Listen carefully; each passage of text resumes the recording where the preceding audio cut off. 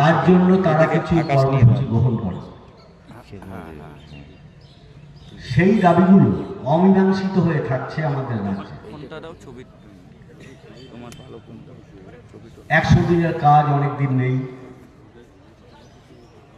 12 লক্ষ মানুষ 2 বছর ধরে আবাসন পাচ্ছেন না। যারা পেনশন হোল্ডার বয়স্ক, তারা যদি মারা যান তার পরিবর্তে নতুন নাম যুক্ত হচ্ছে না, ইত্যাদি ইত্যাদি দাবি। তার সঙ্গে আমাদের কিছু বাড়তি দাবি। 100 দিনেরটা 200 দিন করতে হবে কাজ।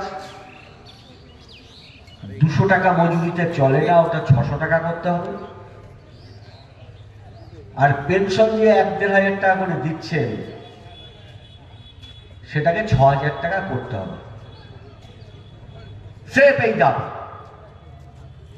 তুমি এখানে বসে কোন কোন কাগজ দেখেন, দেখো দেখো, মাঝে মাঝে আনন্দবাজারে দেখি, কেটে গেল, এরকম হয়ে গেল কেন? এগুলো ফালতু খরচা। এটা এরকমই আসবে, গরিব মানুষকে দেওয়া হলো ফালতু খরচা। লেখাটা এরকমই আসবে, আর ওখানে দিলে তো লেখাটা সোজা আসছে। তাদেরকে কুড়ে করে রাখা, অ্যাঙ্গেলটা ঠিক হবে। ফালতু টাকা ব্যয় করলে অ্যাঙ্গেলটা ঠিক হবে। দেশের খুব বেশি উন্নয়ন হয় না। উদারবাদী অর্থনীতি, যে অর্থনীতিতে আমরা চলছি, নামে উদার, কিন্তু গরিবের কাছে সেটা খুব বজ্র কঠিন। উদারবাদী অর্থনীতি নামটা শুনতে ভালো। এই অর্থনীতি মানে গরিবের জমি কেড়ে নাও, সেখানে আম্বানিকে ঢোকাও। উদারবাদী অর্থনীতি মানে যন্ত্রপাতি ঢুকবে, ক্ষেত মজুরের কাজ কমবে। উদারনীতি অর্থনীতি মানে চাষির ধানের দাম কমিয়ে দাও, বাড়বে না। উদারনীতি অর্থনীতির মধ্য দিয়ে মুদ্রাস্ফীতি বাড়াও, জিনিসের দাম আগুন হোক। এই উদারনীতি অর্থনীতি যারা পরিচালনা করেন, তারা গরিবকে ভর্তুকি দিতে রাজি নন। ভোট বড় বালাই, তাই প্রতিশ্রুতি দিতে হয় আমাদের শাসক পার্টিকে যে ভোটে আসলে এটা করব ওটা করব। এই যে দাবি সনদে আছে, এগুলো হলো বিজেপি তৃণমূলের প্রতিশ্রুতি দেওয়া কর্মসূচি, সেটা পালন হচ্ছে না। আমরা এই দাবিগুলো করছি। এই দাবির সমর্থনে একাংশ ক্ষেতমজুর গ্রামের গরিব মানুষ এখানে এসছেন। আমাদের দায়িত্ব নিতে হবে, এই প্রচারটাকে আমাদের জনপ্রিয় করতে হবে, কার্যকরী করতে হবে। আমাদের কি যুক্তিসঙ্গত দাবি নেই এই প্রচারে? আচ্ছা, 100 দিনের কাজ 200 দিন করতে গেলে আমাদের বাজেটে 1 বছরে 3,75,000 কোটি টাকা খরচা হয়। আমাদের সব গরিবকে যদি 1,60,000 টাকার ঘর দেওয়া হয়, যাদের ছাদ নেই, তাহলে হয়তো 4.5-5 লক্ষ কোটি টাকা খরচা হবে। সবাইকে যদি গরিব মানুষ ছেলে দেখে না, বৌমা দেখে না, বাড়িতে যখন 60 বছর ক্ষেত মজুর গরিব চাষি হয়ে যায়, সে তখন গোয়াল ঘরে অনেক ক্ষেত্রে আশ্রয় নিতে বাধ্য হয়।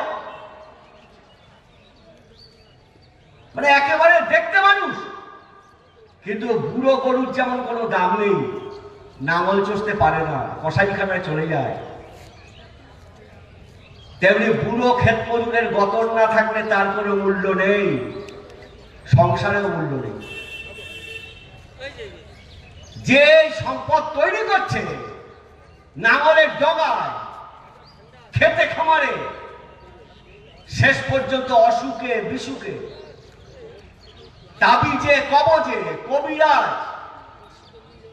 বিভিন্ন জায়গায় জল পোড়া তেল পোড়া খেয়ে তার মৃত্যুর দিকে সে চলে যাচ্ছে। তাকে যদি আমরা 6,000 টাকা করে দিই, ভারতবর্ষে এরকম 12-13 কোটি লোক হবে, তাতে 4 লক্ষ কোটি টাকা খরচা হবে। মোট কত হবে? 10 লক্ষ কোটির বেশি হবে যারা উৎপাদন করছে। এক আম্বানি, মোদি একটা লোক আম্বানি, তার ব্যাংকের টাকা মুকুব করিয়ে দিয়েছে 6 লক্ষ কোটি। এক বিজয় মালিয়া এরকম মোদির দোস্ত, পেয়ারের দোস্ত, বিজেপির ফান্ডে, আরএসএস এর ফান্ডে টাকা দেয় আর ব্যাংকের টাকা লোপাট করে বিদেশে যায়। তারা মেরে দিয়ে চলে গেছে 13 লক্ষ কোটি টাকা। এদের যা প্রতি বছর ব্যাংকের ঋণ নেওয়া টাকা মুকুব করে দেয়, তার যদি 10 ভাগের 1 ভাগ টাকা এই প্রকল্পগুলোয় খরচা করে, তাহলে গরিব বেঁচে যায়, 4টে পয়সা গরিবের হাতে আসে। যে গরিব একটার বেশি 2টো জামা কিনতে পারে না, সে কিনবে, বাজারটাও বাড়বে, জলপাইগুড়ির ছেলেপুলেরা কারখানায় কিছু কাজও পায়। সে কাজ করছে না। মমতা চুরি করবে এটা সবাই জানে। ও ভোটটা করেছে সারদার টাকা নিয়ে। বিজেপি বড় টাকা সবাই জানে। পুঁজিপতিদের, আদানি আম্বানি নির্বাচনের জন্য পার্টি ফান্ডে লক্ষ লক্ষ কোটি কোটি টাকা বিজেপির ফান্ডে আসছে। প্রশ্ন করলে বলবে অডিট হবে না, এটা অডিট করা যাবে না, সংসদে বলা যাবে না। এত করেও পাচ্ছে না। এই যারা খুব আশঙ্কিত, আশঙ্কা আছে আমাদের, ধর্মের নামে মানুষকে ভাগ করছে যাতে মানুষ মজুরির কথা না বলতে পারে।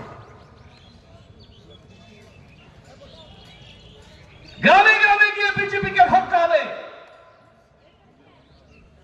ভগবানের মন্দির তো হলো, আমরা খুশি। যতই বিতর্কতা, খুশি, হিন্দুরা খুশি। কিন্তু বড় 2 কোটি চাকরি কোথায় গেল জবাব দিতে হবে এখানকার এমপিকে। এই এমপি মোদীকে এনে, অমিত শাহকে এনে জলপাইগুড়ি শহরে বলে গেছিল 2 কোটি বছরে চাকরি দেব। রাম মন্দির তো হলো, এই 2 কোটির মধ্যে তো জলপাইগুড়ির ভাগে 5,000 চাকরি পড়বে। কটা লোক পেয়েছে কেন্দ্রীয় সরকারের চাকরি?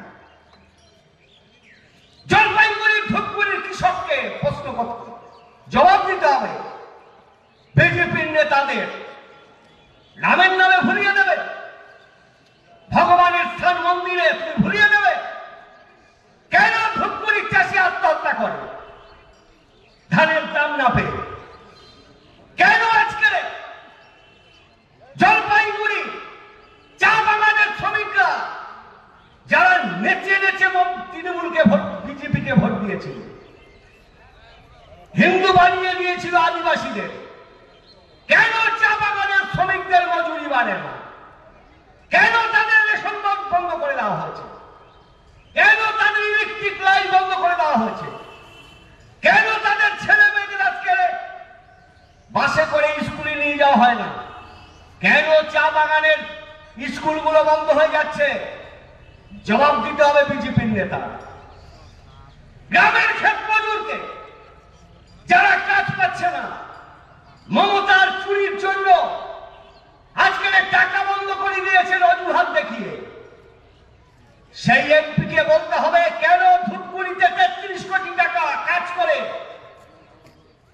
টাকা মেরে দিয়েছে তৃণমূল আর স্ট্যাম্প মেরে দিয়েছে হলো মোদী। কেন টাকা পায় না? জবাব দিতে হবে, জবাব চাইতে হবে। শুধু রামের নাম করে, ভগবানের নাম করে মানুষের ভুকা পেটকে বেশি দিন বন্ধ রাখা যাবে না। হিটলার করেছে, পারেনি।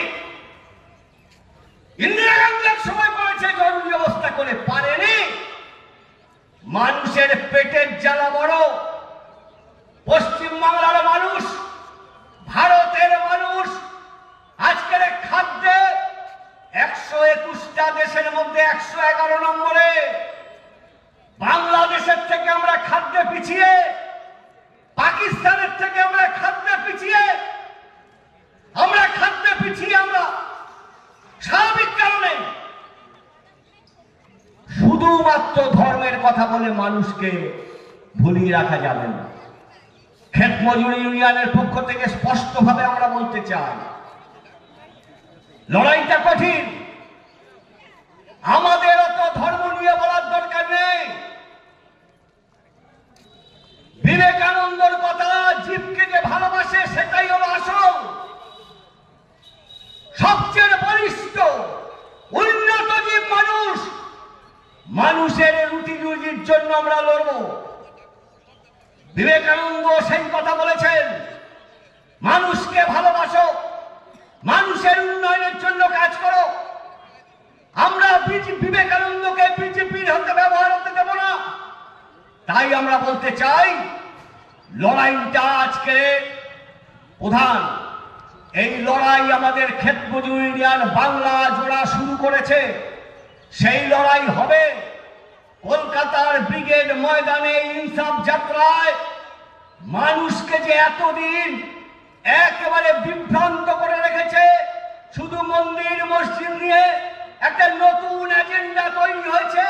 লুটে খাওয়াদের বিরুদ্ধে খেটে খাওয়ার এজেন্ডা, ক্ষেত মজুরদের এজেন্ডা, গরিবের এজেন্ডা, বেকারদের এজেন্ডা। সেই এজেন্ডাকে আমাদের ক্ষেত মজুর ইউনিয়নের গ্রামে গঞ্জে ঢোকাতে হবে।